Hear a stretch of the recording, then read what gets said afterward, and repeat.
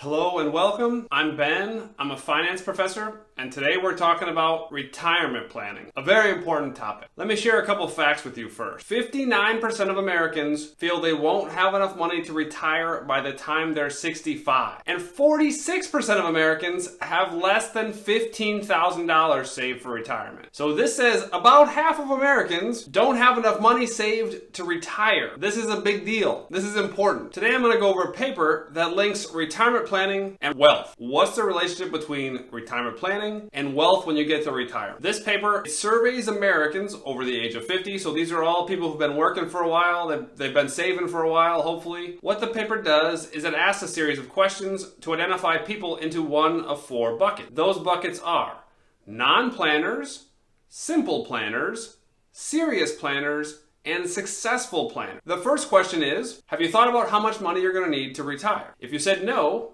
you're a non-planner. If you said yes, you're a simple planner. Next, it asks the simple planners, have you come up with a plan? So those people who said they've thought about how much money they need to retire, it asks those people who said yes, have you come up with a plan? If you said yes to that, you're a serious planner. Then last, it asks the serious planners, the ones who said yes to, have you come up with a plan? Did you stick to your plan? And if you said yes to that, you're a successful planner. It turns out in the data, 69% of Americans are non-planners. So almost 7 in 10 Americans do no financial planning for their retirement. If you want to have a good retirement, it's not going to happen randomly. You need to spend time, you need to plan. So 69% of Americans are non-planners. Then 10% of Americans are simple planners. They've thought about how much money they need. Then 2% of Americans are serious planners. They came up with a plan. And then 19% of Americans are successful planners. So they came up with a plan and they stuck to it. The next thing the paper does is it looks at the wealth of the 4 different groups of the non-planners, the simple planners, the serious planners, and the successful planners. So the average wealth of the non-planners was $338,000. The average wealth of the simple planners was $743,000. So the difference between non-planners and just the simple planners was more than $400,000, more than double. This is some evidence that it's important to plan. Next, if we look at the serious planners, they had $910,000 on average. So as you do more planning, wealth increases. And then finally, the successful planners had $1,003,000 on average. So the more you plan, the more wealth you end up with.